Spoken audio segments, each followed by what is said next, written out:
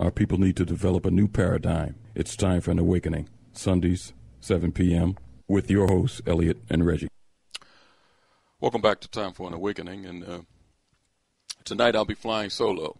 My right and the left hand, Brother Reg and Brother Ralph, had prior engagements this evening, and they won't be on the program, but they'll be back next week to continue the struggle. Tonight, we have two special guests with us. Educator, Black nationalist, and Pan-Africanist, Brother Amefica Geuka, a businessman, author, lecturer, syndicated columnist, a strong advocate for economic empowerment of African Americans. He wears several hats. Brother James Clingman is with us. Tonight, we'll be discussing something that was the genesis of both of these men and a few others back in 2006 in Cincinnati. We'll get a background on the 1 million conscious black voter campaign that started things off in Greenville, South Carolina this weekend at a workshop that was held in that town Friday and Saturday. You've been hearing about it on our program. You've been hearing Brother Amefica and Brother James Clingman talk about this. If you've seen it on social media, you've been hearing other people speaking about it. You've been hearing about it on Carl Nelson's show and other black talk venues. And tonight, we're privileged to have the men on tonight that was the genesis behind this initiative to talk about the workshop that was held yesterday in Greenville, South Carolina, and to give us a background on what will be going on in 2015 and moving forward. Welcome to the program, Brother Amefica and Brother James Clingman. How are you, gentlemen? Thank you, Brother Elliot. Glad to be with you, good brother. I'm glad to have you men with us this evening. I know that you've been busy. I know that you're worn out and probably tired. A lot of things going on this weekend, exciting things.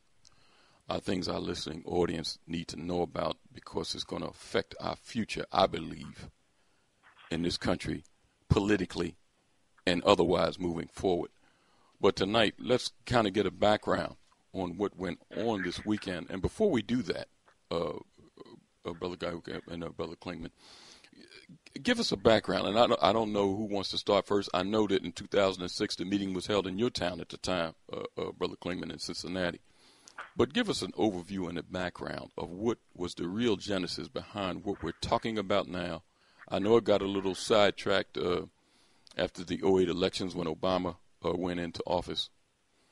But it kind of picked up steam again, and we're moving full speed ahead now. But give us a little background on what happened and what was the genesis of what we're talking about this evening. Thank you. Thanks a lot, Brother Elliot. I will give you a truncated background because it is a very extensive list of occurrences that took place between really 2005 and today, okay, or at least yesterday. 2005, Brother Amefica and Bob Law and Tom Pope and Claude Anderson, Rosie Milligan and Dorothy Tillman from Chicago and others convened in Detroit in an effort to support Dr. Anderson's concept of developing an economic enclave for black people, owned by black people in Detroit. That's where Amefica and I met. And from there, of course, you know the history of what did not happen in Detroit. Mm-hmm. But the very next year, Amefica and I began to just communicate a lot more after having met in Detroit. And I'm going to blame him for this, give him the credit as well. He came up with, he said, Jim, why don't you call a meeting in Cincinnati? And I said, I don't know, Amefica. I don't know if people will come. I don't have that kind of profile. And he said, just do it. And I did it. I put out a letter to a lot of people that I knew, and turned out that in spite of my thinking we'd get about 30 people, we probably had about 125, maybe 150 people who showed up in Cincinnati. And what we wanted to do was to kind of keep the fire burning from 2005, because when we were in Detroit, Bob Law came up with the term "Bring Back Black." So that meeting that we had in Cincinnati was kind of centered on that on that theme. Bob Law came, Claude Anderson came, Brother Keaty came from L.A. We had people from Georgia, from Michigan, from all over. Brother Haki Matabuti came down from Chicago. And, we conducted that meeting all day like we did yesterday. And we went on from there. It kind of turned out to be a whole lot more than we had anticipated. But from there, we had a meeting in 2007 down in North Carolina at Joe Dudley's place in Kernersville. And we came up with the concept, Amefica did, the Nationalist Black Leadership Coalition. Mm-hmm. We had a meeting there, talked about some things we needed to do, which included having our own black president. And, of course, not a formally elected president where we go through the Democrat-Republican thing and all that, but that black people need their own champion who would unapologetically get out there and speak up for our issues and rally our people together so that we could get the things that we had met about having needed and wanted over all these years. So that's how it kind of morphed from 2005 in Detroit all the way up to Kernersville in 2007. And we kind of elected Amefica to be the black president, the POBA we call it, President of Black America, at least on an interim basis until we got more organized and did it in a more formal way. At that time, Obama was running and all the excitement and everything was being generated. And our idea kind of got shelved because black folks in this country got so enamored with the fact that we could possibly have and probably would have the first black president of this country. So obviously our idea, didn't receive a whole lot of response from that point on because we got diverted by the upcoming election. And it just sat there on the shelf until we read an article that was carried on TheRoot.com as well as Atlantic Magazine by a brother named Theodore Johnson, who wrote a piece called Does Black America Need Its Own President? So as soon as I read that, I called Amefica. I said, it's time to dust off the POBA. And we did that at that time, called people back together that we hadn't talked to in a while, but, they jump right on and say, hey, let's go, tell us what you need to do. And that eventually, through a series of conference calls and emails, we convened a meeting in Greenville on the 17th, which was yesterday. And not everybody, but a lot of people came in, and we put some meat on the bones of the concept, not only the POBA. We didn't talk too much about that, but we did, and we'll, give you details. We did spend a lot of time talking about developing a group that we're now calling the 1 Million Conscious Black Voters and Contributors. And I'll stop there and let Amefica fill in the blanks. Brother Amefica? Well, Jim has filled it in very thoroughly with one exception I want to correct. The Bob Law came up with both the idea of a movement to bring back black, and he developed the initial concept for the organization to be called what at that time was going to be called the Nationalist Black Leadership Council.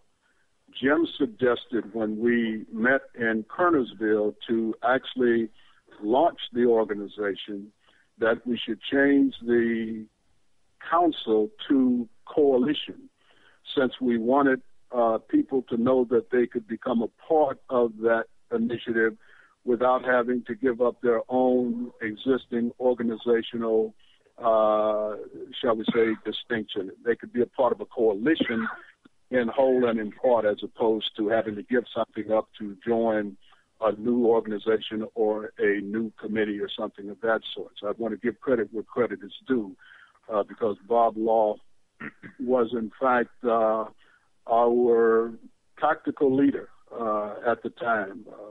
You might say that Dr. Claude Anderson was the spiritual leader of our group, But Bob Law was the tactical leader, the guy who laid out the plans and the schemes, et cetera, et cetera. And, of course, he and Jim continue to collaborate. We haven't gotten him directly involved in this latest movement as yet, but I would expect that at some time in the foreseeable future, he'll probably gravitate back our way. In addition to that, what I would really like to do, I just for the first time today, in fact, read Jim Clingman's most recent article to be carried in all of the NNPA, those are the black newspapers throughout the country, over 200 of them. And Jim's weekly article is carried, a column is carried in those publications, as well as the Nation of Islam's Final Call magazine. So you will be hearing, getting a scoop on that, as well as the workshop that we held in Greenville, South Carolina yesterday from Jim. But you'll be getting a scoop on this latest article, which is an excellent, as usual, from Brother Jim, which gives a beautiful and comprehensive but concise overview of just what it is that we're proposing to do with this 1 million conscious black voters and contributors campaign. So I want to defer to Jim, if you don't mind, for him to share what he chooses and how he chooses to share from that article.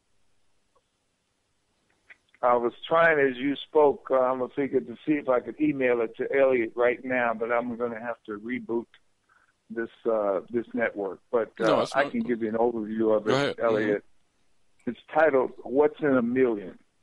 Now, that title may be changed from paper to paper because they have that kind of editorial license to write their own headline. Mm-hmm. It'll be on my website later on tonight. But I just asked a series of questions to start off by saying, what is there in 1 million black folks united in their will and purpose? Then I asked some more questions that all began with what? What's in a million? What is the power of 1 million brothers and sisters who are tired of the same old rhetoric?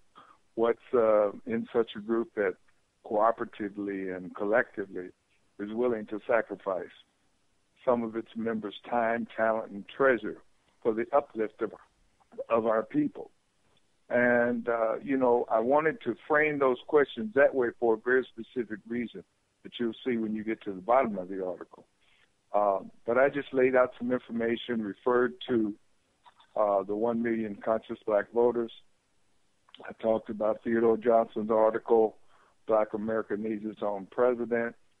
And then I went into a series of other questions, rhetorical kinds of questions.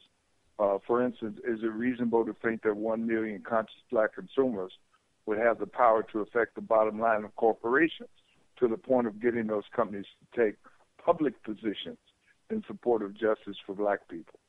So, I just went on and said there are many questions to ask, but these questions point out the fact that we have choices. It's up to us. So the notion of this article was, number one, to expose the awareness base of the 1 million conscious black voters and contributors, and then to get people to start thinking about the power that exists if we exercise that power by putting together a coalition of 1 million black folks who are determined, who are unapologetic about what we want and who we are, and who are willing to make a few sacrifices to have the things that we say we need and want. So it's really kind of an overview of the group and the proposed 1 million black folks. I referred to the Million-Man March and said that it proved that black people will come together across religious, ideology and economic lines for a righteous and necessary cause. We've already proven that. And I quoted Amefica. He always quotes Marcus Garvey by saying there's nothing common to man that man could not do. So the fact that we have lessons of the past through the Million-Man March and other organizations that were started, Marcus Garvey's, Booker T. Washington, National Negro Business League, SCLC, SNCC, all of these things we put together before. We can do this. And we're only looking for 1 million people. And the key to that is that it's only about 2% of black people in this whole country. And Amefica and I were talking, and I told him about the article as I was writing it, and he said, man, if we can't find 2 out of 100, out of every 100 black people in this country, he said, that kind of reminds me of Abraham looking for some righteous men in Sodom and Gomorrah. I said, I'm stealing that. And I stole it. And went back and added a sentence in my article that says, if we can't find 2 in every 100 among us, the result would be analogous to Abraham failing to find a few righteous men in Sodom and Gomorrah. And in essence, Brother Booker, if we can't do that, then all bets are off for us. All bets are off. We just say, well, hey, we don't even have 2 black people within every 100 black folks who are willing to join this movement and do the 5 simple things that we propose. And I'll get Amefica to go over those. Before you go ahead. But Brother Amefica, before you jump in, timing is always right in anything that we do. You men expressed how in 2006 the timing wasn't exactly right. But you talked about the Atlantic article earlier this year. And something happened. We know what happened in November when you had a sweep of both House and Senate of conservative Republicans going in. And a lot of our people, the conscious folks, was already looking at this political system with a jaundiced eye. But you had a lot of people that have faith in the quote-unquote system that are really starting to question themselves now. Tell the listening audience why you think the time is right and ripe for what is being planned now. Your point is well taken, Brother Elliott. And one of the things that gives us confidence that the time is right is that neither Jim or I was actually out seeking to revive either the movement to bring back black or the Nationalist Black Leadership Coalition, or even the initiative to establish a president of Black America to be the champion of black people's rights and concerns and issues in this country.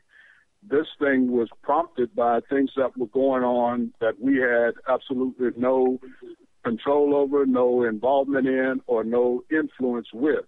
It started, of course, with the murders of citizens generally, and more particularly young black males by police officers across this country without provocation and without any punishment levied against the policemen for committing capital punishment against people who had never even been adjudicated guilty of anything in a court of law.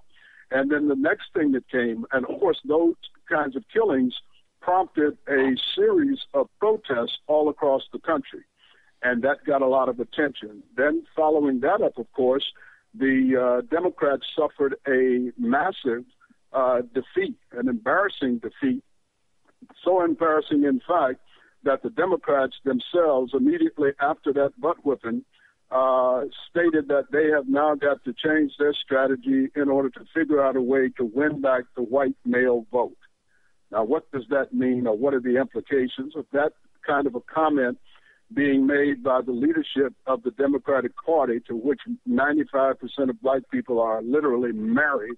What are the implications of that for black folks? So folks started to question on your program, on Carl Nelson's program, and in other venues across the country, what's going on here? What's happening? And isn't there, or shouldn't there be, some kind of an alternative? It just so happens that many of the things that people calling in to your program, to Carl's program, to other programs that are race conscious were raising and questioning were the kinds of things that Jim and I have been advocating and trying to push and promote since, as he points out, 2005, and that's when we started together. We were both already on the scene and advocating and pushing and prodding and probing before that. throughout our lives.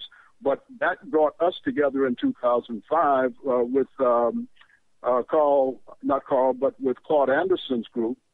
And then we developed the other things that he's already given the overview on. So, yes, there's no question but that the time is right. Even in some of our close associates, we're now hearing people raising the kinds of questions, making the kinds of statements. Many people, for example, will contact me or Jim and say, now I understand what you were trying to say to us back in such and such a time.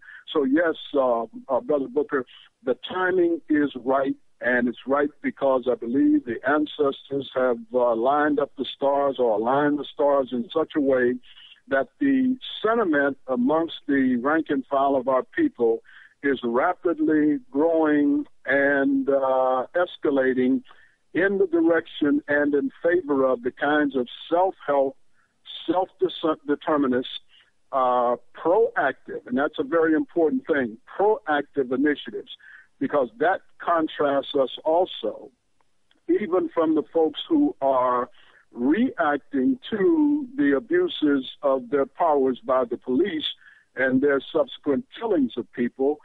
People are reacting to that with an understandable and correct reaction, but it's in reaction rather than sitting down and contemplating and pondering what do we need to do given the nature of our people's condition in this country, especially in terms of the power relationship between black people and white people, and increasingly between black people and all other non-black people.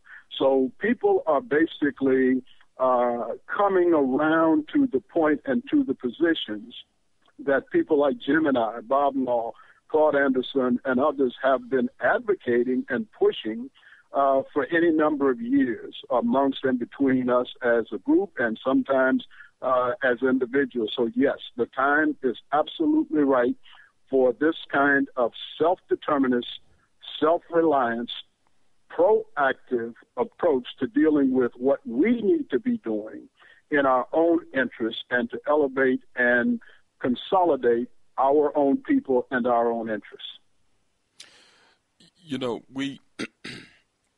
We see that in this country that we live in and dealing politically, that it's several groups out here that don't really march around, but they have political action groups or committees or PACs that speak in behalf of their folks, whether you're talking about a Jewish lobby, whether you're talking about a gay and lesbian lobby.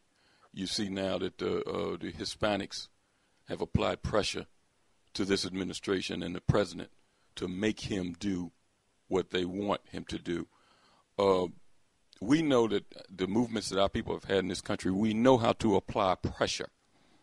But the thing that has been lacking is the money to help fuel these things. In the past, some of our movements have been fueled by other monies from other communities, or white communities, to be honest, whether you're talking about the NAACP, Urban League, even organizations today like the National Action Network that gets plenty of money from multinational corporations and white dollars. So when we're talking about the 1 million black voters movement, we're talking about raising funds and supplying money strictly from our own folks and from our own conscious people.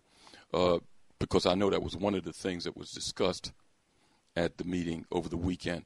Talk about fundraising and earning revenues to be the lifeblood of the 1 million black voters campaign. One of the things that was a plank in what you were what you discussed, as I understand, is the Blackonomics $1 Million Club, Brother James Clingman's idea. Talk about that, Brother Clingman, and any other things that can be some of the platforms to raising revenues to what our people need to do. Yeah.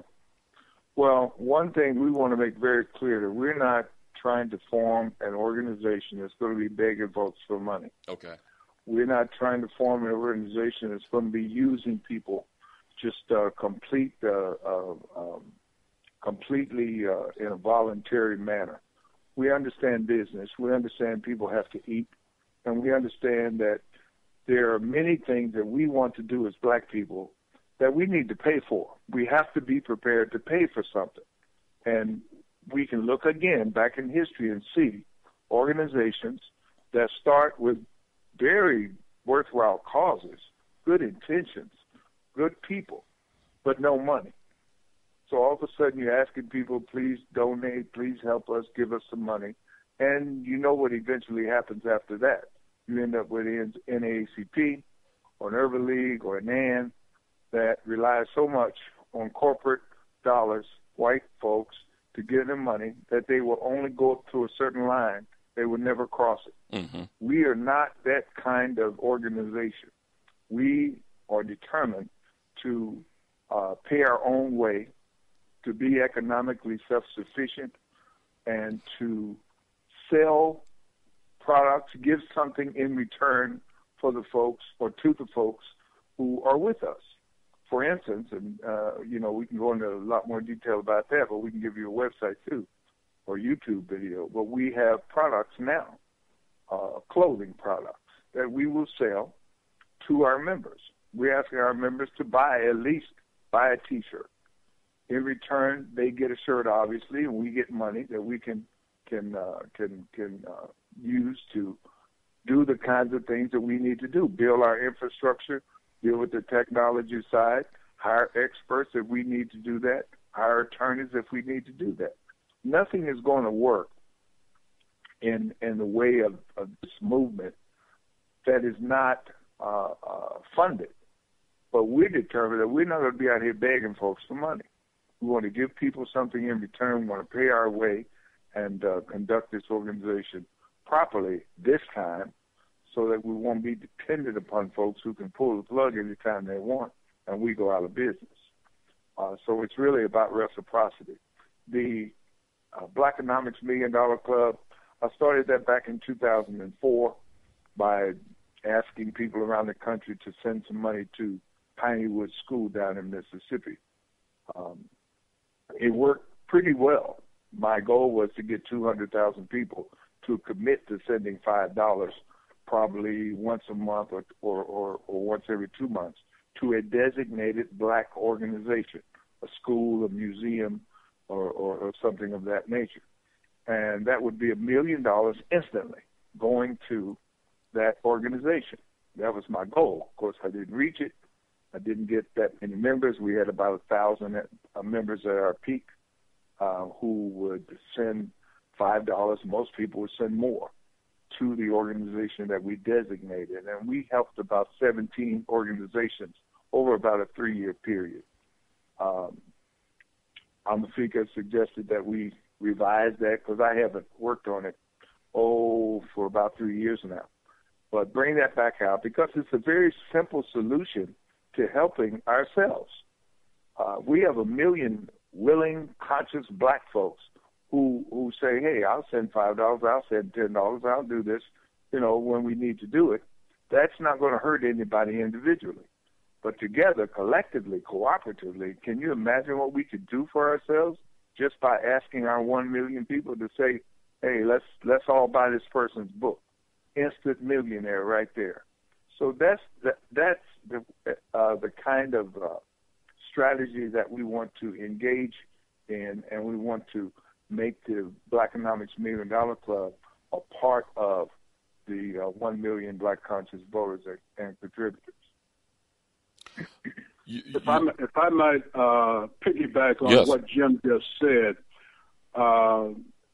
we also discussed, Jim and I know Jim raised this on the phone call, on the N-band call a couple of weeks ago with Umar Johnson. As you know, Umar Johnson is going around the country trying to raise some money to purchase a closed-down HBCU and turn it into a residential school for black boys. Yes. And he's having a difficult time, as you and I know, raising those funds. I think he's somewhere up around between $200,000 and $250,000. And he told Jim that he needs at least $2 million to make this thing fly. Now, just imagine, if you will, Brother Booker, if we already had our 1 million solid, race-conscious black folks ready to move in lockstep on any issue that we have reached a consensus that needs to be moved on, and we were to say to our 1 million active participants in the 1 million conscious black voter and contributors team, we want each of you to send in $2 specifically earmarked for Dr. Umar Johnson's school. In theory, Elliot, almost instantly, the $2 million that Umar Johnson needs for that school could appear. Will be raised, yes. And it's not money that people would be asking to send to Jim Clingman or to send to me. We would, in collaboration, in that instance, for example, with Dr. Johnson, set up a fund or whatever it would take, or he would set up the fund, and the people on our team, that is to say our 1 million folks, would be asked to send their $2 apiece directly to that fund. So instantly almost, Dr. Johnson would have the funds that he needs, and there's no middle person involved. Nobody has to be worried about whether Jim and I are going to skim any money off the top, because the idea of the Blackonomics $1 Million Club is that Jim was facilitating the raising of funds for specifically identified and concurred with in terms of their deservingness of support, and then asking the members of the Blackonomics $1 Million Club to send their contributions directly to the targeted group that we wanted to provide the funding for. So we did discuss, again, this weekend as a part of our deliberations, Dr. Umar Johnson's project as an example of the type of thing that 1 million conscious black voters and contributors could do. And it would not be painful for any single one of those 1 million people, because nobody would lose or would miss $2. We blow $2 10 times a day on different sorts of foolishness. But that just shows you, Elliot, the absolute potential of black people organizing themselves for self-determination and self-reliance. We can exact from this system what we want to exact from this system if, in fact, we would but organize ourselves effectively in such a way as to do that and to get the results that we are seeking. We're joined in conversation tonight with Brother Amefica Geuka and Brother James Clingman, the masterminds or the minds behind the 1 million conscious black voter and contributors campaign that started in Greenville, South Carolina this weekend. And let's go to the phones. You can join this conversation at 215-253-7263. That's 215-253-7263. 267 area code. What's your name? Where you calling from? Brother Timothy, South Philly. How are you, sir? Good, Elliot. I'm happy that you alerted me to these two brothers. I've heard them before on your show, and they've done an excellent job in making me more conscious about what we should be doing as a people. I like their agenda of making us clear on what I can see, what we should be focused on in schools, hospitals, and businesses as black people in our community. Now, and I like the mere fact that raising money for HBCU that was closed down. Could you tell me the name of that? If I'm not mistaken, it's St. Paul's. Yes, St. Paul's. Yeah, in Virginia. Thanks. I'm a graduate. I'm an undergraduate at HBCU, Lincoln University, one of the first. And anytime I can use my skills, my mind, my money to help propel a situation like that, because we need to save our HBCUs, our schools in our community, all locally across the country. We're closing public schools down where black people attend, and these charter schools are coming and not working either. So I'm for that. But another question I want to ask you, can this be parlayed to put good black elected officials in all parts of the country, and maybe the higher parts of the country across the United States? Because the thing is that, Elliot, you, myself, we think on a constant level, but emerging these people to take those offices to think like that is another thing. Because we could probably amass some money, amass some people, but the mistake is that we look at color brothers. Sometimes these brothers that look like us or these sisters look like us are not with us at all. So how do we come about somebody like us, think like us, look like us, doing like us? We back them, put them in there, and as soon as they get there, they're with the other side. Explain that, because that's a dangerous one. Because the problem that we had being brought here in bondage, even though some of us were here before as Moors and as Native Americans, was a matter of fact, it was something called the trader. The trader has been amongst us from the very beginning, almost now to the end. I mean, every time I turn around, they're merging this. I mean, these people like Carson and Alan Keyes and these people emerged from out of nowhere. And I say the young lady named Renee, who's head of the Republican Party here in Philadelphia. I think these people grew up around the corners and down the street from us and live across town. Where do they come from? I mean, how do they come about these mindsets? If they're around us like this, they're very dangerous. You know, thank you for your call, Tim, and I'm listening for the answer. But Tim, I want Brother Amefica and Brother Clingman to express their opinion on that. But I want to say that money causes a lot of those people to pop up, and plus they don't feel any. They don't feel any. They don't feel as though the black community can do anything to them. So they don't feel as though it's going to be any repercussions for talking foolishness about black folks. But Tim, you know, Elliot, there should be an antidote and a solution for that. Well, these brothers, what these brothers are talking about is the antidote. What they're talking about. But I want you to listen for the answer, and thank you for your call, Brother Tim. Yes, sir. Yeah, I was just kind of giving an overview, and I want Amefica to come in and give some information about the specifics, because he laid out a very important set of stats yesterday at our meeting. But I would simply say that it's all about leverage. The 1 million conscious black voters, 1 million, could change virtually every election in this country if we would vote as a bloc. It's about leverage. And it's not just about voting, it's about putting our money where our mouths are in the political system as well. So our thought is, and the reality is, that we'll vote for anybody. We're not talking about just vote for black folks, because politics is about self-interest.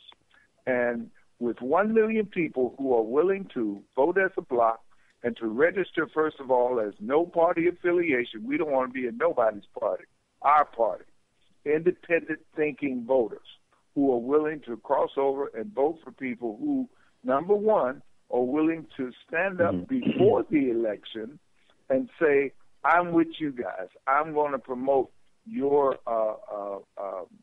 causes. I am positive about your causes, and I'm going to support them. Now, that's saying it is one thing.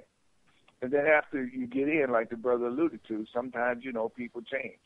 But we would back that person, and we would tell them, if you are willing to state publicly that you are in support of our causes, then we will put our votes behind you. Now, we can't guarantee what people will do once they get in, but we can guarantee that the next time around, they will not get our votes. So it's all about political leverage and being able to get people to come out and state prior to the election who they're for, what they're going to do, what they're going to work for. We're not telling them to square off for helping anybody else, but we definitely want to hear them say what they're going to do for black folks. See, the problem, Elliot, and the brother that called, is that we got folks out here like Sharpton and NACP, they're walking 120 miles, they're marching, talking about we want voting power.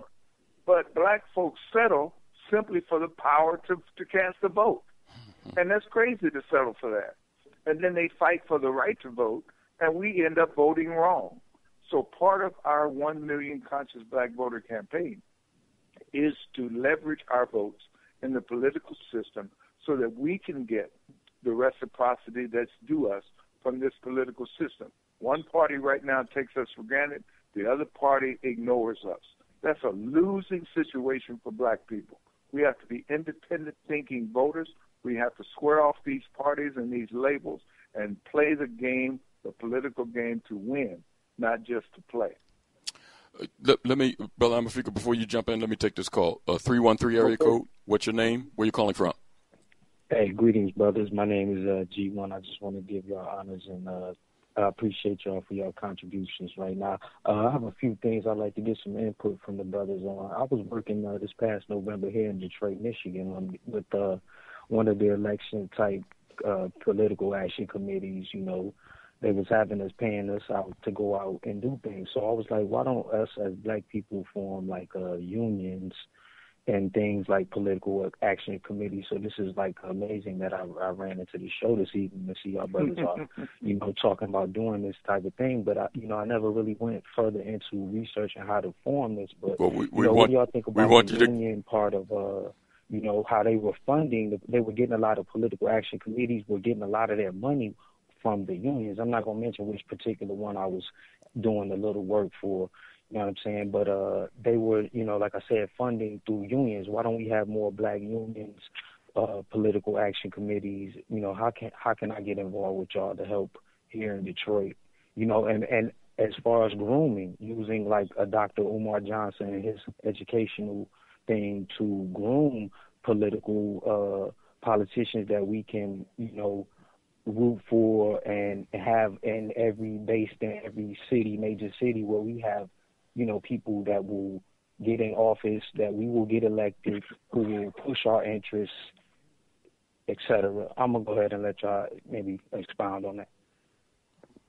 Yeah, I'll let Amefica deal with the numbers, but what the brother said is exactly what we're doing.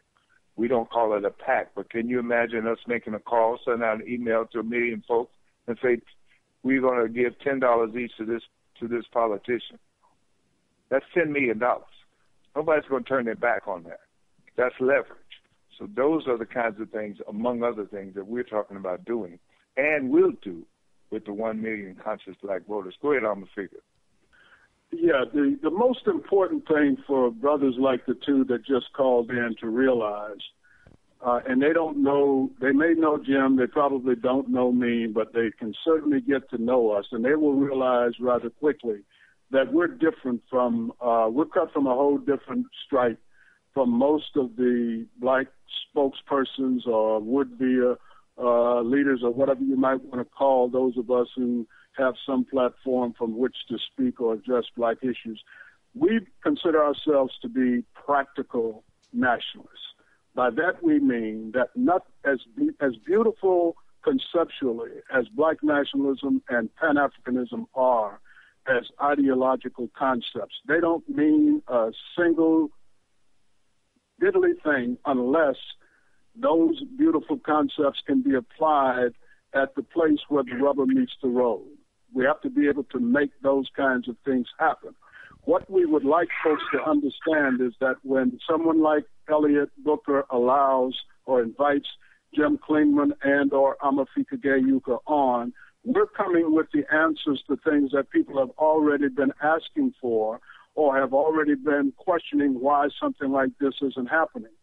So listen very carefully, as you told the first gentleman, Brother Elliot, listen for the answers because the answers are being presented by these brothers. What we need these folks to understand is that the 1 million conscious black voters and contributors campaign is, in fact, the answer. If you want to put it into a religious or biblical context, there was a scripture that talks about, I guess, attributed to the iconic character Jesus of Nazareth, where he supposedly said, I am come that ye might have life and that you would have it more abundantly. What Jim and I are trying to say to our brothers and sisters out there, the 1 million conscious black voters and contributors campaign has come that black folks will have real life and have it more abundantly. But you have to join. What we're looking for people to say is, I want to be one of the million. That's what we're looking for people to say. We know going into this that not all 45 million black folks in America are going to be receptive to what we're proposing. We have even settled for the fact that not even 10% or 1 out of every 10 black people, no matter how much rhetoric they spout, not even 1 out of every 10 black people are ready for prime time and ready to help move an agenda that can accomplish the things that so many of us spout rhetoric that we claim to want to have happen. So we have settled for a very conservative number and percentage. We have said that if only 2% of black people, that would be, if there are 45 million black folks in this country, 2% of them would be 900,000. We have rounded that off to the next 100,000, and we called it 1 million because that's easier to work with. It's a nice number to work with. So we're saying if that 2% of black people who genuinely and truly want to do something to bring about the changes that we claim we want to see happen in the interest of and for the benefit of black people, want to really do that, then you now have a vehicle and an instrumentality by which you can make that happen. So what we're doing is just the same kind of thing that people do, for example, when you use a magnet to pull it through a pile of trash or garbage or whatever have you. The magnet is going to pick up any pieces of metal that are to be found among the trash or the garbage. Similarly, I am from Florida, so we spend time on beaches, and there are millions of grains of sand on beaches throughout the state of Florida, on both sides of Florida. You see people, usually white people out there, with something called a metal detector. They're going along waving this wand across the top of the sand, and every now and then apparently it reads something, and then they dig down in there and they find some sort of coin or some sort of a piece of jewelry or whatever the case may be. In other words, the only thing that sticks to a magnet is metal. The only thing that sticks to or is that prompts a reading on a metal detector is something that is metal amidst all of that sand. What we're trying to do with this 1 Million Conscious Black Voter campaign is act like the magnet or act like the metal detector. We're looking for a special caliber of black person, not your run-of-the-mill black person who likes to spout rhetoric and has no intention whatsoever of doing anything. We're looking for those, and we have found many of them increasingly. As we come on programs like yours, Elliot, we always come away with somebody that calls in and says, I like what you brothers are advocating, I like what you're doing, and I want to be one of the million. That's what we're looking for tonight. Brother, did you have anything else that you want to add? Yeah, well, that would probably be like next. Exactly. How can I get involved? And what do you guys think about, like, with the group economics as far as, like, how they have the crowdfunding and, these different, independent crowdsource funding and things of that nature, like co-ops, creating co-ops so that we can invest in each other and, get some type of money residual back in the form of versus just donating. Like, it can be like an investment, like a group economics thing where we actually buying land. Like, if y'all invest into this so many dollars into what we're doing, you'll own X amount of this piece of land or this acreage of hundreds of acres we bought down here in Mississippi to build these schools or, et cetera. Brother Clingman, it's interesting that the brother raises that question, and I'm glad he raised it. Okay. Because one of the presentations that we had yesterday was a sister who was from Atlanta and was representing the Us Lifting Us, ULU, Economic Development Cooperative, which is based in Atlanta, of course, started by our associates, Brother Hakima Kanyama, and his colleague and another of our colleagues as well, Brother DJ Jordan. They are moving and shaking with the Us Lifting Us Economic Development Cooperative, and we would encourage the brother to go to the website for the ULU, Us Lifting Us Economic Development Cooperative, and he will find all of the information that he might want to find and would need to find to be involved. One of the things that Jim and I believe in is that we don't believe in reinventing the wheel. So whenever we find that some brother or sister or group of righteous brothers and sisters are doing the kinds of things that we also believe in, that not only are we willing to endorse what those brothers and sisters are doing, but we're willing to rally whatever influence that we have with folks to also support what those folks are doing. So the 1 Million Conscious Black Voters initiative itself will not be starting any co-ops, because that would be competing with several several of our own collaborators in trying to do the same thing that they have already started to do. So what we urge people who are interested in and are responding to our call for people to join and become an active part of the 1 Million Conscious Black Voters and Contributors movement to also make it a part of their business to get in touch with the people at the Us Lifting Us, that's ULU,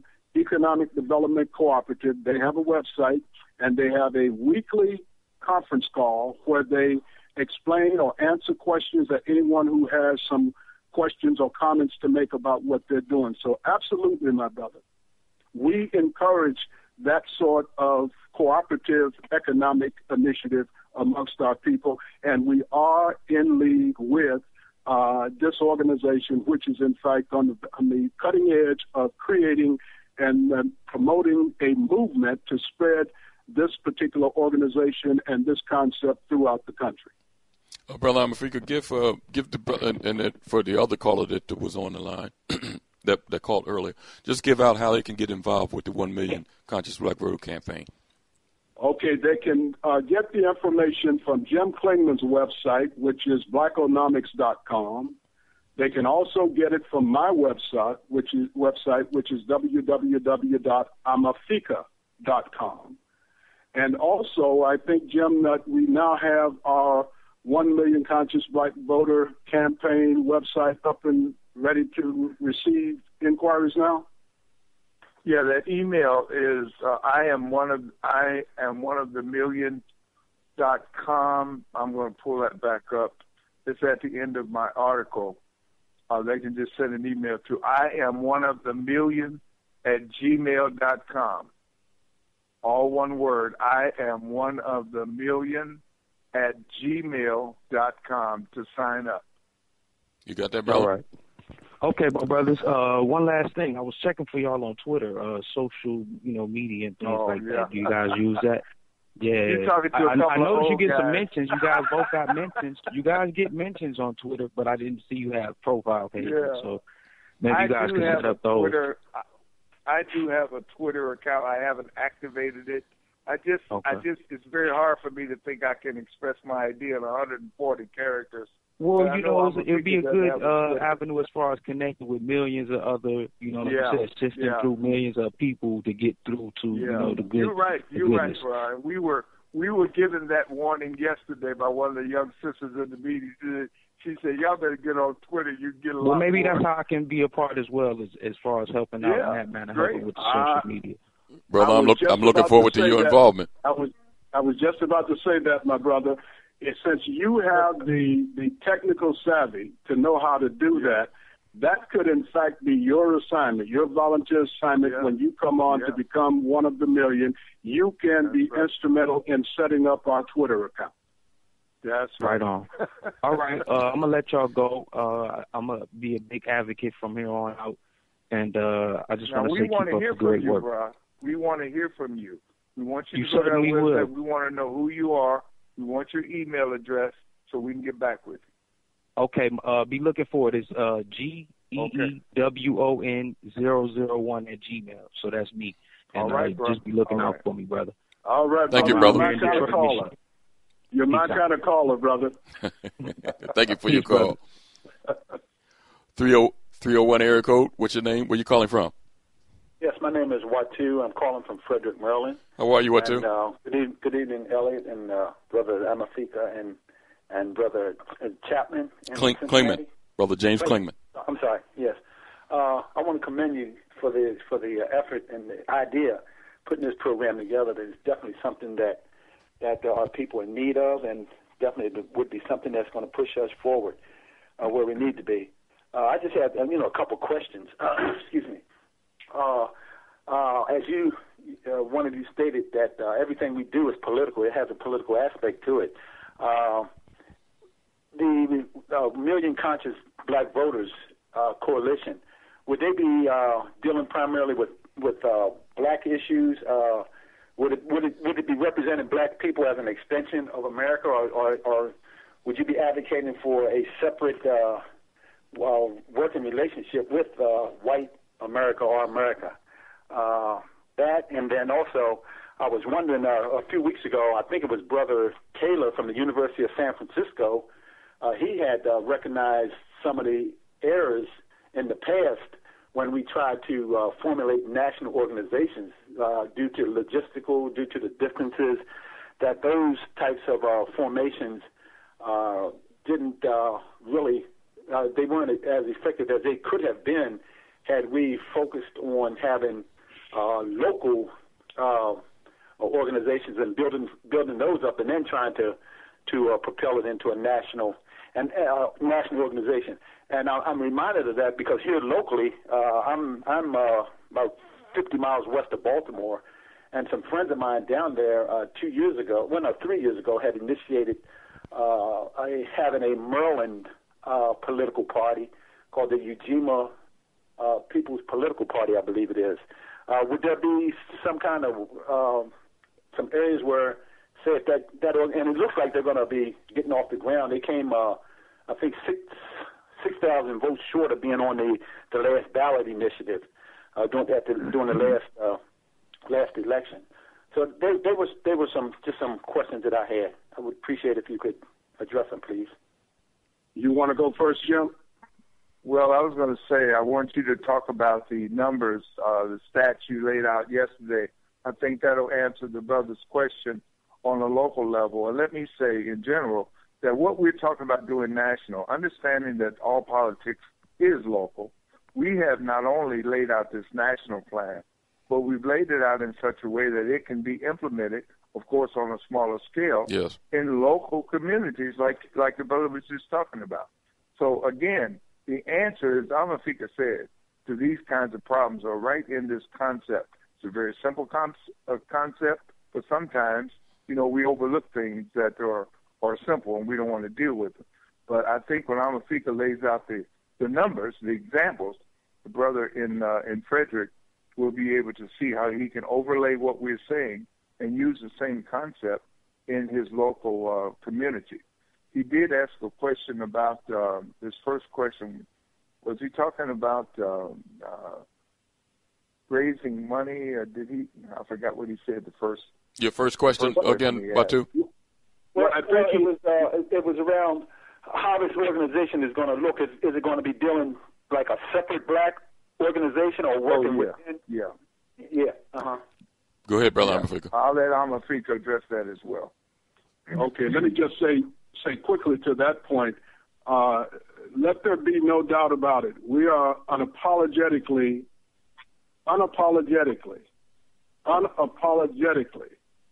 I emphasize that, partisans for black people or for the black collective.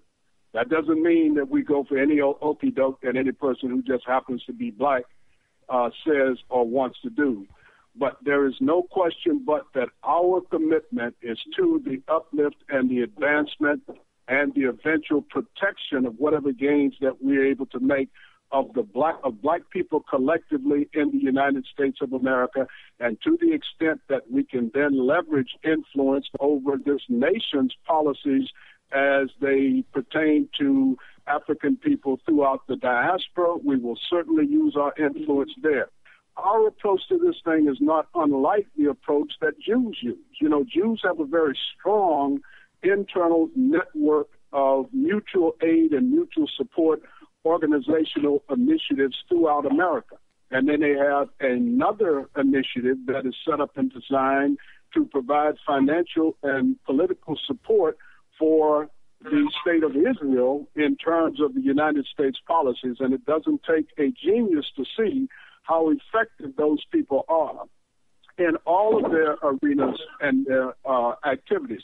So having said that, then what Jim wants me to touch on is something about the numbers and how these apply. For example, we're talking about a national number of minimally 1 million conscious. That means that we're not just looking for any old body.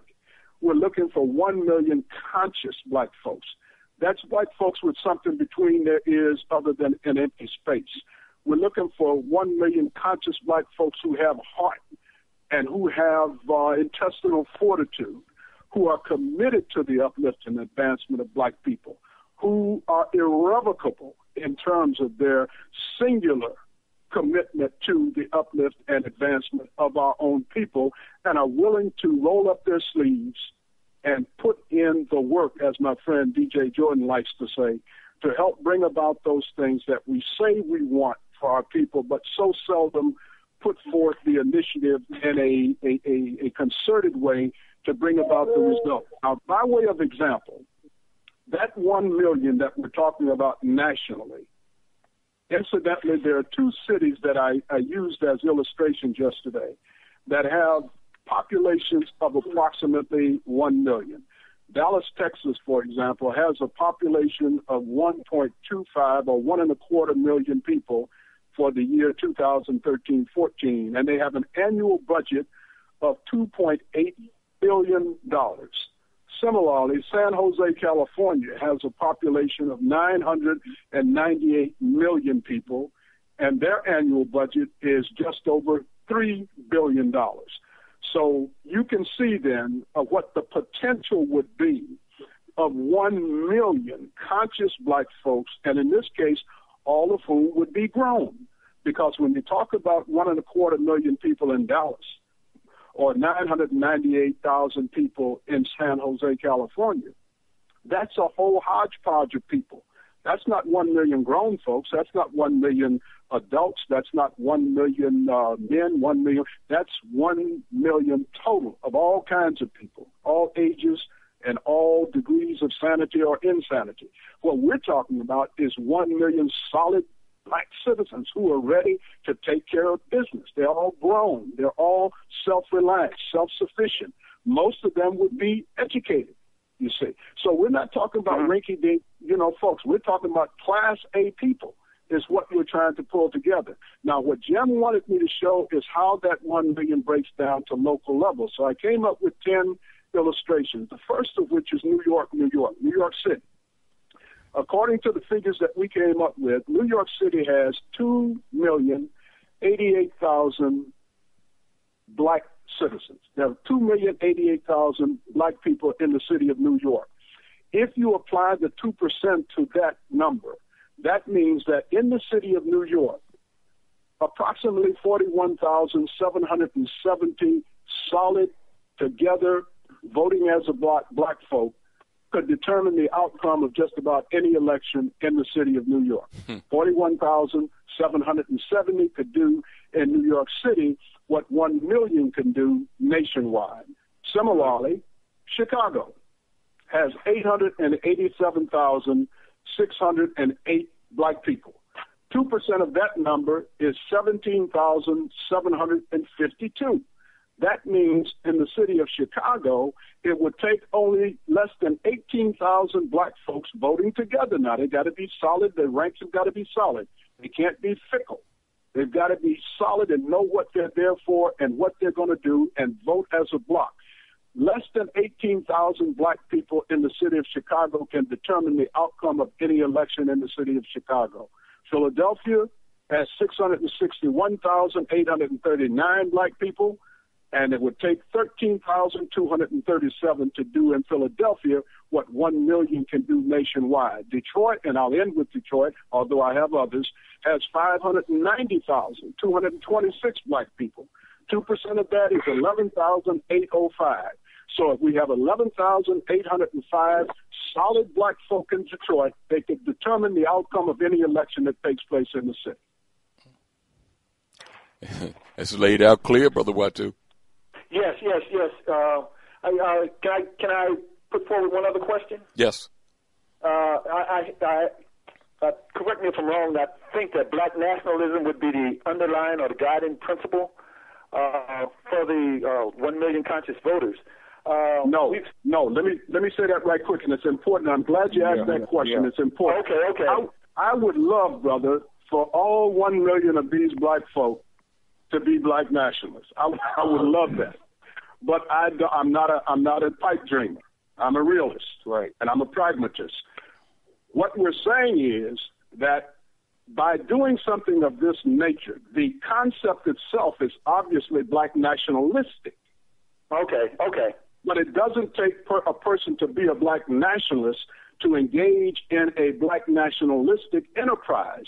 Any more so than it takes black folks in America having to be white in order to engage in white enterprises, which we do every day.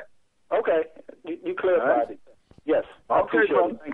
Brother Watu, did you get the information on how to get involved with the 1 million conscious black voter? Could he repeat it again? Yes. Just send an email to IamOneOfTheMillion@gmail.com. IamOneOfTheMillion@gmail.com. You have it? Okay, very good. We will. You have it? All right, brother. We look for you on the team. Okay. That's right. Yes. Thank you. And bring others.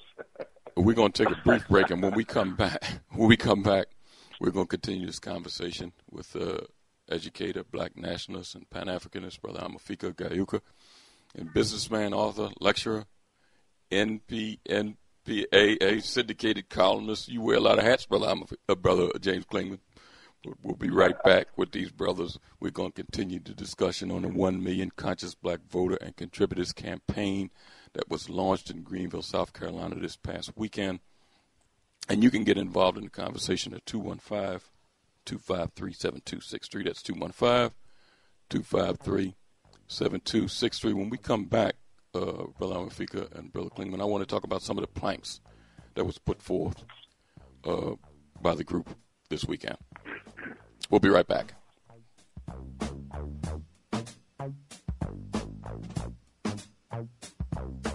They march with the torch, we gon' run with it now. Never look back, we done gone hundreds of Welcome back to Time for an Awakening. We're joining conversation tonight with Brother James Clingman and Brother Amefica Geuka, the driving forces behind the 1 million conscious black voter and contributors campaign that was launched in Greenville, South Carolina this past weekend, January 16th and 17th. And we'll go right back to the conversation. And again, you can join the conversation at 215-253-7263. That's 215-253-7263. Brother Amefica, Brother Clingman, talk about some of the platform planks, because the brother raised an interesting when he put forth he kind of had the impression that it was a nationalist agenda being put forth, and you mentioned that it's black folks involved, and that the idea is nationalist, but it's other things to be dealt with. Talk about some of the platform planks that came out of the meeting. Amefica, you want to take that one? Yes, I'll take that. I'd be happy to.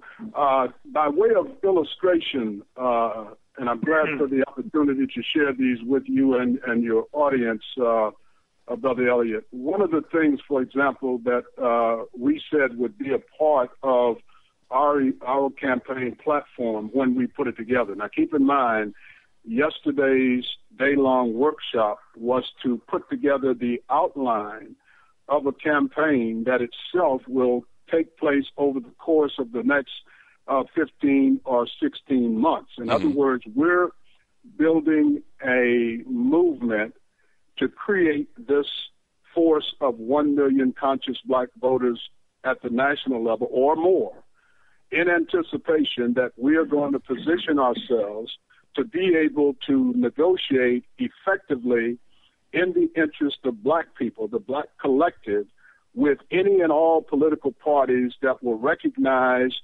and respect what 1 million solidly voting together, a block of 1 million solid conscious thinking black people can do, as well as what 1 million such black people of that caliber. Keep in mind, we're not talking about rinky-dink folk here. We're talking about blue-chip black folk. It's got to be blue-chip black folk before they would even consider becoming a part of this sort of an undertaking. So with that kind of mental power, that kind of skill, collection of skills and abilities, imagine what that group of people can offer to a party and or its candidates. And then on top of that, that group can also represent substantial financial contributions to the party or its candidate, as the case may be, which is virtually unheard of for black folk, because we seem to think that all that's important in an election is voting. And we think that our vote is so important. The fact of the matter is, we've all heard it said, if we have our ears open at all, that money is the mother's milk of politics. Mm-hmm. Money is the mother's milk of politics. The reason why they talk so much about how much money was raised by a particular party or its candidate to finance his or her campaign is because they use the money to either buy votes or influence the way people vote. Most people vote according to what they are told when they watch the television commercials, read the handbills that are handed out or distributed or whatever the case may be. Mostly television and radio determines how people vote. So the more money a candidate or party has to purchase advertising time and promotional time, the greater the likelihood that they're going to get people to vote the way that they want them to vote. So the votes are only important to the extent that the money buys those votes and influences how and where those votes go. So that's why it's so important for us to put together not just 1 million black folks to say we got a 1 million black folk. These have got to be special caliber black folk. Just like you have Division I colleges and universities only want blue chip black athletes to come and play for them. The rest of them, they can farm them out or leave them out to go and play for the HBCUs or community colleges and whatnot. They only want the best and the most talented. Similarly, the same universities, white Division I colleges and universities, only want the best and brightest of our intellectual students, the ones who are student scholars, if you will. They don't want, the D+ students or the C- students. They want the AB students that we can produce. They want the best and the brightest of what we can produce. And this initiative, this 1 million conscious black voter and contributors initiative, we are seeking to garner that blue chip element of thinking black people for our own race's uplift and advancement rather than to deliver them to the other people for them to use against the interests of our people. So among the platforms that we talked about, for example, is one which would call for a class action lawsuit against all of those states that have passed laws in direct contravention to the Constitution of the United States, which is supposedly the supreme law of the land. We want to have a plank in our platform for this 1 million conscious black voter campaign that will call for a class action lawsuit against all of the states that have passed laws that give the police department in those states permission or legal authority to murder citizens without due process.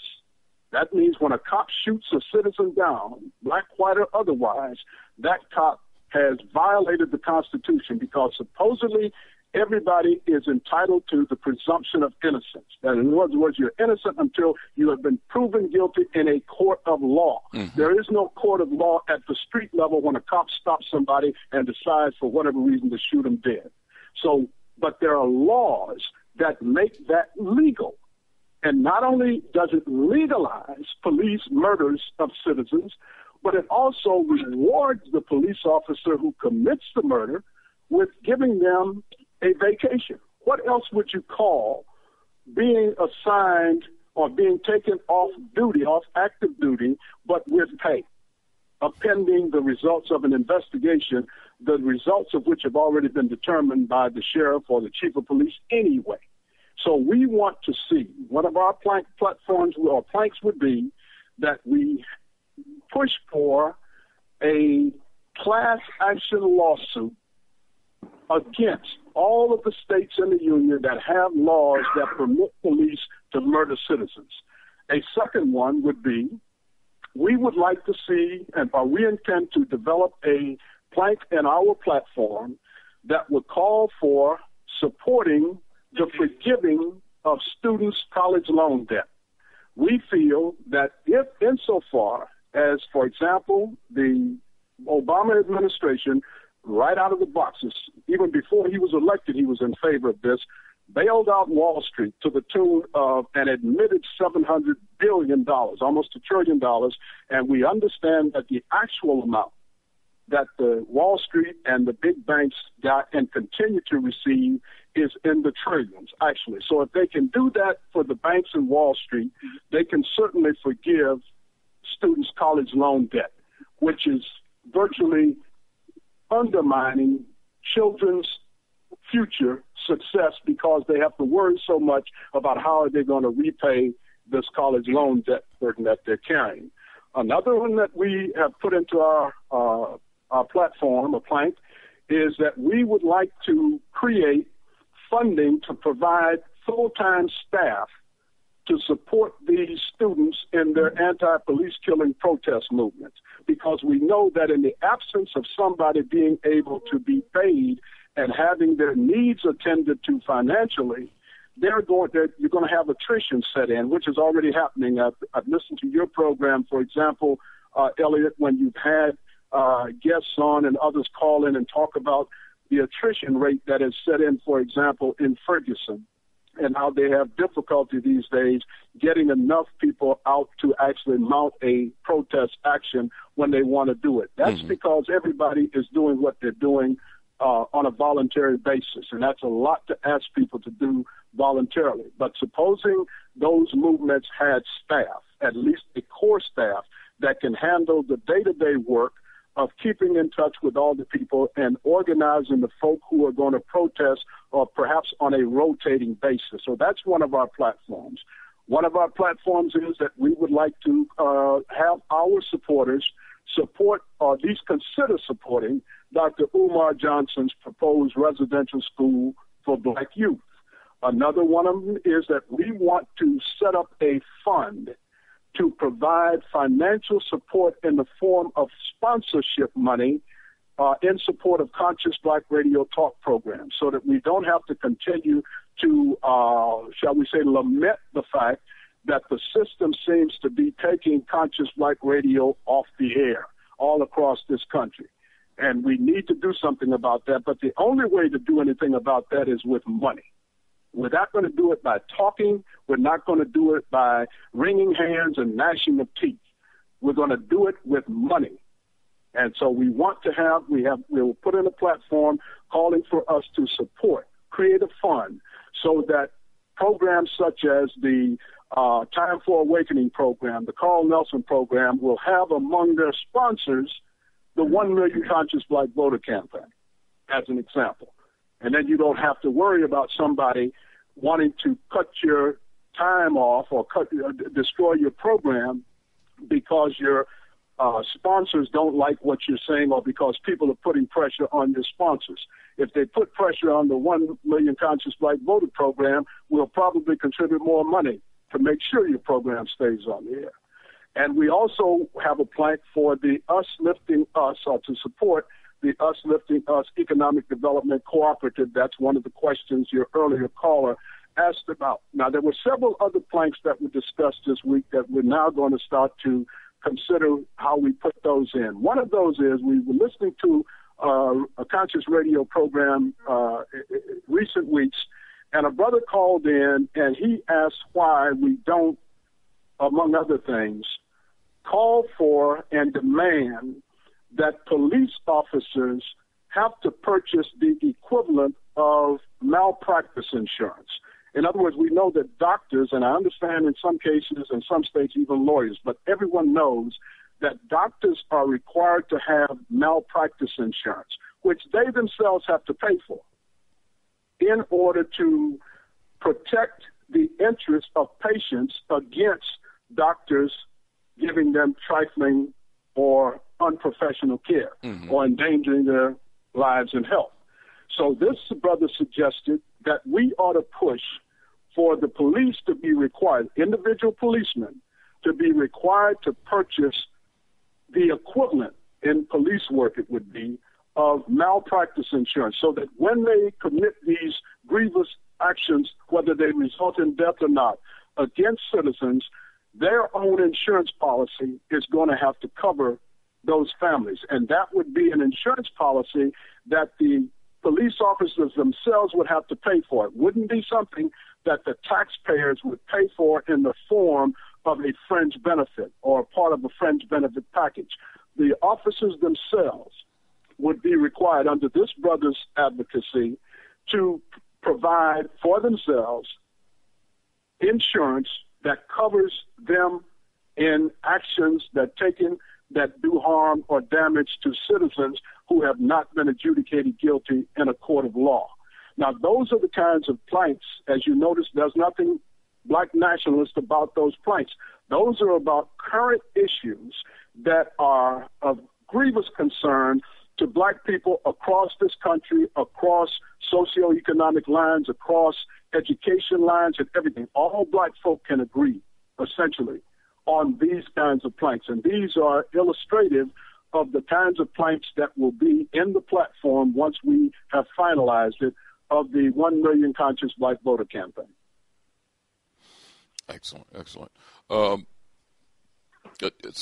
Now, I know that y'all didn't do these things over the weekend because it's going to be constant meetings and more talk among a lot of the participants.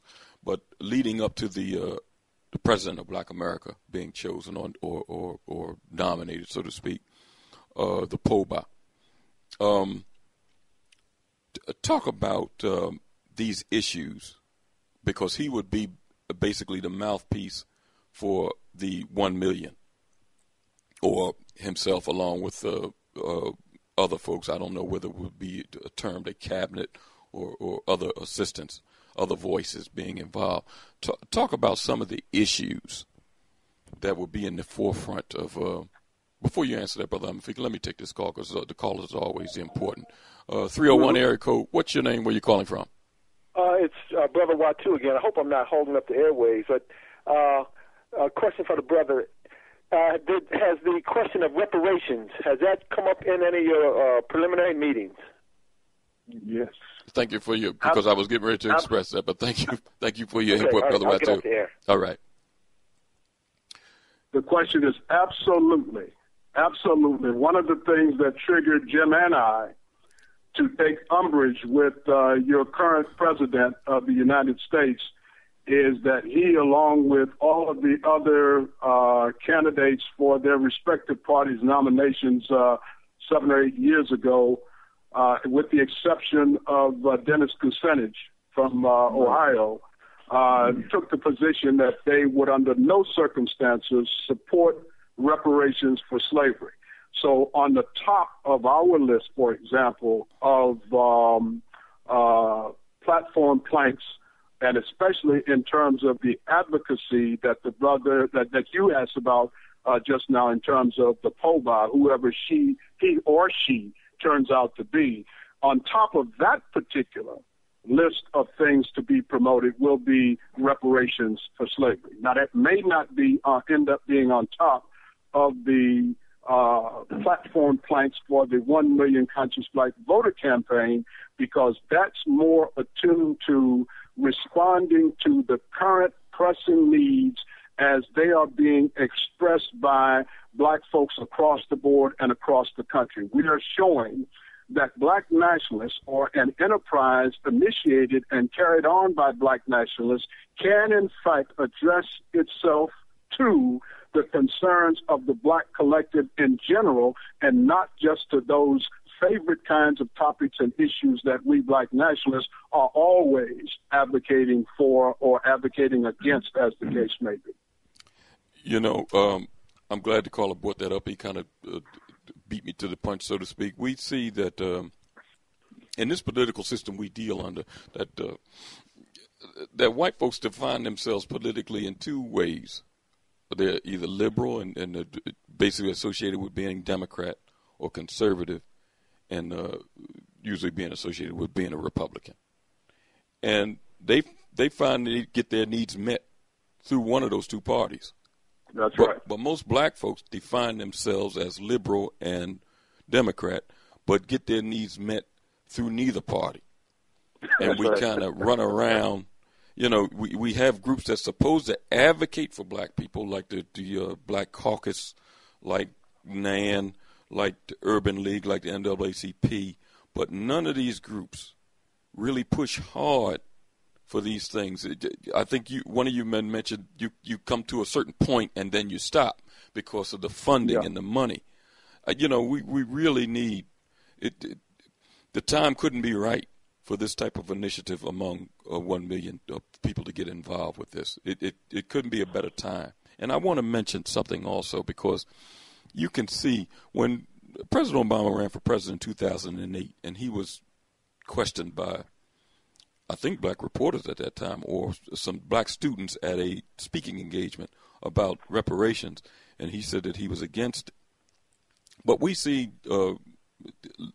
his end-of-the-year press conference leading into this State of the Union address that he's going to push for free community college for the residents of the United States. Right.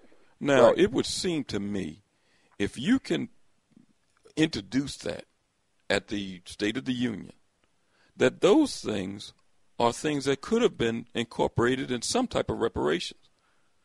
Because if you can give free community college, most white folks don't need free anything. You see that their per capita income, their net worth, their family's net worth is, I mean, it outnumbers black folks. And one numbers I've seen, and you know the numbers better than me, Brother Clingman, 22-1. They don't need free community college. Some of them don't need free college. But it's black folks that need education, period, across the board.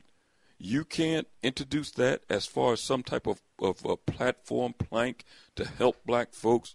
He didn't see any way that he could do that, but he can introduce this to be part of the State of the Union. It's going to be interesting to see how he expresses this in that State of the Union address. And one other thing, because I want you men to comment on it. You talked about reparations, and the caller brought it up. You know, this country, if you ask the average black person the type of country we live in, they'll say this is a Christian country, the majority of them, because most black folks are Christians here in this country. But T.D. Jakes just convened some type of multicultural, multi-religious conference about a week ago, where he was talking about that religious leaders need to find some way to heal this country racially. And he called several white ministers, some Hispanic, black, to talk about these issues. All of the time, none of the issues that were brought up was reparations. Now, if they call themselves Christian ministers, one of the things that's plastered all throughout the Bible is if you injure a man, you're supposed to repair him. So how can you talk about some type of religious solution and you don't talk about reparations? Some of these people are phony as a $3 bill. You can't talk about you can't talk about treating anybody fairly or righteously without talking about reparations. You just can't. Yeah. You're right, Elliot. And I always tell people the first case of reparations in the history of the world or the Bible is found in Exodus 12, when God told Moses, send those people back and tell them to get some reparations, in essence. They went back and they got all the valuables and everything they needed. And it said the people gladly gave it to them. So that's reparations. They worked for 430 years, so they got paid before they left. The other point you made about white folks not needing it, that's probably true. But even truer is the fact that they haven't worked for free for 250 years. Okay. They're not owed anything in this country by white folks. We are owed a whole lot from all of our free labor. Now, reparations can be done in one of many ways, or in several ways, not just writing a check to every black person, but maybe through the tax system. Okay. Maybe we get we have to pay no federal taxes, say for 78 or 79 years, which is the time that we were enslaved after they said we shouldn't be. It could be paying college tuition, free college tuition for black folks. Mm-hmm. So I don't want people to get hung up. And white folks always try to take us to that argument. Well, we can't write a check for every black person. Well, it don't necessarily have to be a check. There are other ways to pay reparations. There are other ways to repair the damage that has been done. But we need to look at that very, very closely and stay on that, because Obama paid reparations to the Filipino veterans a couple of years ago, if you remember. They issued legislation that would pay these World War II Filipino soldiers who said they hadn't been compensated properly or something like that. But you can look it up. And other organizations and people in this country have been paid reparations as well. So that's something that's definitely on our radar, and appreciate the brother's question about it, because it is something that is at the very top of our agenda, like Amefica said, outside of the 1 million conscious black voters campaign. And if I might add to yes. that, Brother Elliott and Jim, people need to remember now that it was just a short while ago, after the major butt whipping that the Democrats took in the midterm elections, that Barack Obama came out with a strong pitch calling for all intents and purposes, amnesty for all of the illegal immigrants who have accumulated in this country over the past 20 or 30 years, however long it's been. And he heaped a lot of praise on those folks for their work ethic, the fact that they do not, raise any hell or make any complaints about anything. Of course, it's very difficult to complain about being mistreated by the government of the United States if you're here illegally. But he gave them credit for not making any noise and not doing any complaining. And we know that what he was doing was trying to show a contrast between the supposed desirability of having these illegal aliens become legal representatives and citizens of this country, as contrasted to black folk, who everybody considers to be, except black folk, and a lot of black folks believe as well, are undesirables. We're not supposed to have a good work ethic. We're always complaining about this, that, and everything. We're always demanding things. We always got our hands out. So this thing, in my mind, I'm always looking ahead. What is the logical extension of what somebody is saying to me? And maybe it's my black nationalistic mind that tells me this. The logical extension of Barack Obama suddenly coming out and talking about giving something free. We have not talked about that in the past. Mm-hmm. A community college education in particular. I will be willing to bet you, as my mother would say, dollars to a donut, that this is an extension of his overture to an advocacy in support of the illegal aliens being accepted and granted amnesty. The next thing you do, of course, is you make it free for them to go to America's community colleges so that they can more quickly surpass black people in educational attainments and job preparedness, so as well as business and professional preparedness.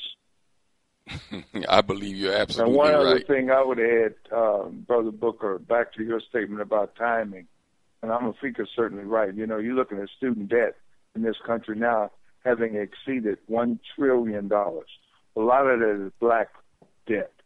And the Parent Plus loan program that was modified under President Obama and his Secretary of Education took away over $150 million from HBCUs and caused it and made it even harder for black students to enroll in school and be able to pay for their tuition, and their parents to do so as well. So we need to really deal with that. On the timing issue you talked about, Amefica and I were talking about this last night before we departed. Timing is everything, and right now, if people look forward 2 years from now, when Barack Obama has to leave office, all those people who were dancing and singing and making up sayings and, you know, all the euphoria that we saw, what's going to happen 2 years from now And it's starting to happen now because the Republicans have taken over. But what's going to happen when he leaves? I don't know what those people are going to do. That's why we're so far out in front in this, trying to say, look, we can't wait until 2016 in November when somebody else takes the helm of this ship of state. We need to do something now. So I'm inviting all those folks, and that's fine. You were euphoric, and you thought this was going to happen. We had reached a post-racial society and all this stuff. Well, we see now it didn't happen. The question is, what are we going to do? What are we going to do now that will help us move forward, not in 2016, but right now as we prepare for a changing of the guard? We have to stay on top of that. I'll say one last thing. A guy named Ken Blackwell, you know who he is? The black Republican. Okay. He used to be the Secretary of State in Ohio, used to be the mayor of Cincinnati. He told me one time, he said, Jim, let me tell you about Democrats and Republicans. He said, if you were on a ship and you saw a man drowning about 200 yards off the ship, he said the Democrats were throwing a rope with a life preserver on it, and the rope would be 400 yards long. Now, keep in mind, this guy's 200 yards away from the ship. They throw him a 400-yard rope, but they drop it. The Republicans would throw him a 100-yard rope because the swim were doing good. That's the position. That's the position that black people are in this country. And this was told to me by a Republican. He was telling me essentially, in a dime's worth of difference anyway, they're ignoring you on one side and taking you for granted on the other side. And we're caught in that morass, that nonsense, and we need to get out of it. We got 10 more minutes to go in the program. Let me call up. What's your name? Where you calling from? 313 area code? Yeah, this is Brother G1 again. I don't know if I missed y'all touching on, like you said, foreshadowing the changing of the guards and how, we're getting ready to come up on a new presidential election within the next, 18 months. And so what are the definitive, what are we going to be leveraging our political, votes for, definitively coming up? I know y'all touched on a few things like as far as the police, advocating, insurance for them, arrows in the mission type insurance or whatever. But what are some of the definitive things that we'll have to, to do the numbers and to do the research and to get something for what we're giving up our votes for? Brother G, let me say something that because it's going to be the initial meeting was this weekend. It's going to be other meetings. Yeah. It's going to be other planning sessions. So you'll be involved in those things. Okay, you'll be right at the table. So just make sure that you get your information in. For sure. I'm with y'all all the way. I want to be, like I said, be a part of the movement, and hopefully, we take this nationally beyond, internationally. Thank you for your call, brother. Thanks a lot, bro. Thank you. Love it. All right. Welcome aboard, my friend. Before we go, we got about 7 more minutes to go in the program, Brother Amefica and Brother Clingman. In any movement that's going to affect change for our people in this country, it's always that person behind the door, so to speak, the opposition. In the past, it was COINTELPRO that was used against our people. Started against Marcus Garvey by J. Edgar Hoover. He made his bones by bringing down Marcus Garvey. And, it morphed. It all the way up through the civil rights movement, the Black Power movement, and it still exists now. They don't call it the same thing that they called it in the 60s and early 70s, but it's there. How do we safeguard ourselves in moving forward? Not only from COINTELPRO, but some of our people that don't understand. For example, I'll give an example, a brief example, and I'll let you men talk about it. When white politicians in every city want to run for office, the first thing they do is run in a black church because they know the people are there and they have a captive audience. And especially if they throw a couple trinkets to the pastor, he'll make sure that everybody listens to the speaker, the politician, and votes for him. So we can see that the black church is a conduit to reach our people. How do we strategies moving forward? Is it strategies where we could talk to people in churches, temples, and mosques? And how do we protect ourselves from the adversary, be it black or white, infiltrating or bringing down any conscious movement? You want to take that one, Jim? I'll just start out by saying, I'll just briefly say the key word in our movement, Brother Elliott, is conscious. Okay. First of all, that's where it starts. We know everybody's not going to go. As I said in my article, this is a whosoever will come campaign. We're not trying to force anybody to get into this. So if you're conscious, then you're going to deal with those kinds of things that you just listed, even in the churches. Okay. That's where we need to be talking about this. So that's my position on it. Each one of us has an obligation to do that if we're conscious about who we are and what our obligations are to one another. And the other addition to that, Brother Elliott, is the concept of 7 to 10 deep. That means that not only do we have to do as Jim and I have been doing since we met, and that is cultivating the next generation of potential or even present leaders and spokespersons to advance the position that we have been promoting. See, Jim and I, Jim just turned 70. He's a young guy. I'm 74. I'll be 75, in a couple of months. And most of the folks that Jim and I have been working with over the years, Bob Law and Claude Anderson and folks like that, are in our late 60s or into our 70s. So we have this other group of people, other than Jim and I. The rest of the folks who were at this group were between, the youngest was 35, and I guess the older ones of the next generation would have been in their early 50s. So we're talking 7 to 10 deep. So right now we're looking at each critical position, we've got perhaps 2 deep and then some maybe 3. But our objective is to have 7 to 10 deep at every critical position. And as this movement grows, of course, we're going to have more critical positions, and we're going to have to cultivate our folks.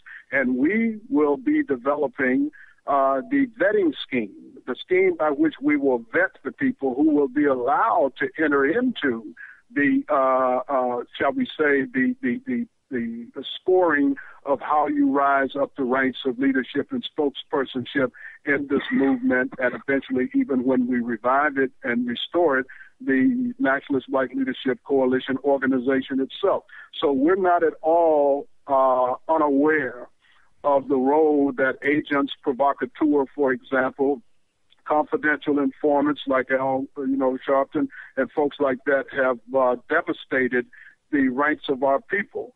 And the movements that we've attempted to establish from time to time. So we have the benefit of past experience to look at and the presence of mind to know what we need to do. And, of course, we're not going to talk about all of those things, especially not in minute detail over the air like this. Mm-hmm. But when we come together on those occasions, and we will have another physical coming together in another 3 to 4 months, we have to decide when and where, because we've got to make this thing happen.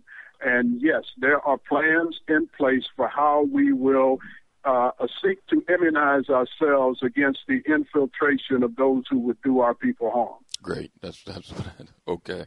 And I'll be looking forward to having Sister Monica and Brother Samuel and Brother Earl and the brother that was just on, Brother G from Detroit, on this program to talk about things moving forward. I hope he gets involved. I know he'll send his email.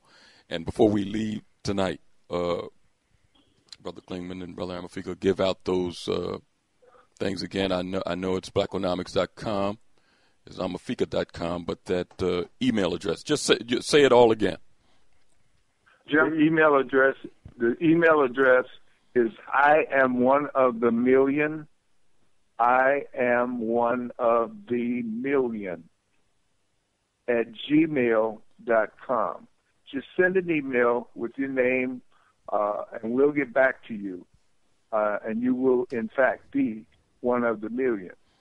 That's all you have to do right now. Okay. Send an email to us, and you'll be on the list. And Jim and Elliot, can I reiterate something Jim said earlier, because it's very important? We're talking about self-reliance and self-determination and self-financing.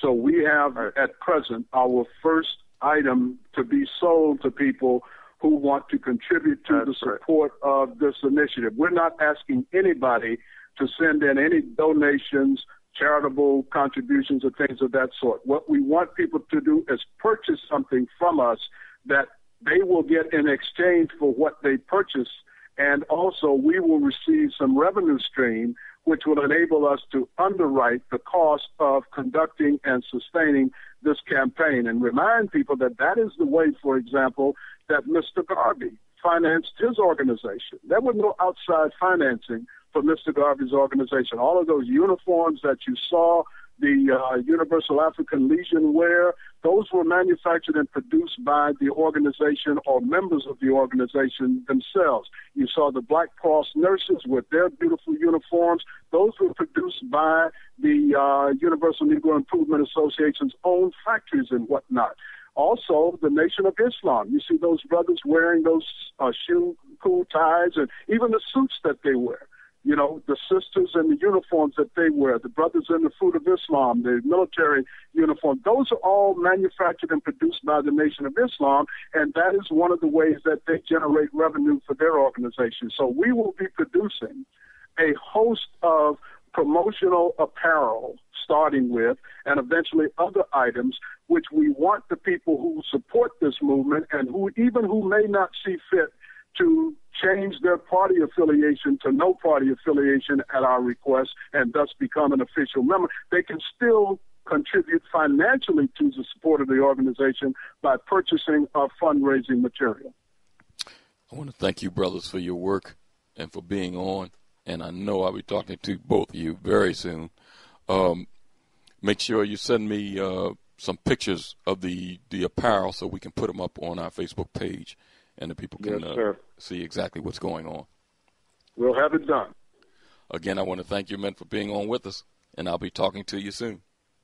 Thank you for inviting us, brother. Have a good evening. Peace. Bye-bye. We'll be right back to close out the program. 43882. Before your roof becomes unruly, call Dooley. Welcome back. Time for an Awakening, and I want to thank again Brother Amefica Geuka, Brother James Clingman, men who have been in the vineyard working for a number of years to help our people, coming up with ideas and initiatives to move our people forward.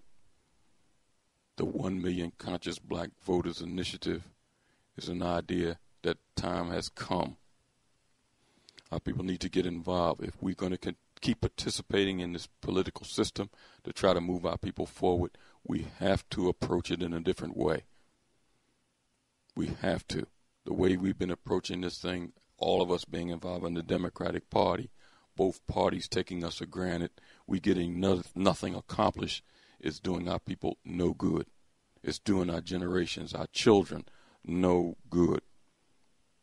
The idea of the 1 million conscious black voters and contributors campaign, our people voting as a bloc for the betterment of our communities and our people, is an excellent idea whose time is now. Let's get involved in this, brothers and sisters. Let's work together to accomplish some things for our generations moving forward. Again, I want to give out that information. It's blackonomics.com. That's blackonomics.com. Also, you can register through Brother Amefica's site, which is Amefica, www.amefica.com. That's Amefica, that's AMEFIKA.com, www.amefica.com. Again, that email address. I am one of a million. I am one of the million at gmail.com. Again, I am one of the million at gmail.com. I want to thank everybody for listening to the program this evening. Lively discussion as always. And we'll be back next week, Lord willing, to continue on the path of this awakening. Peace.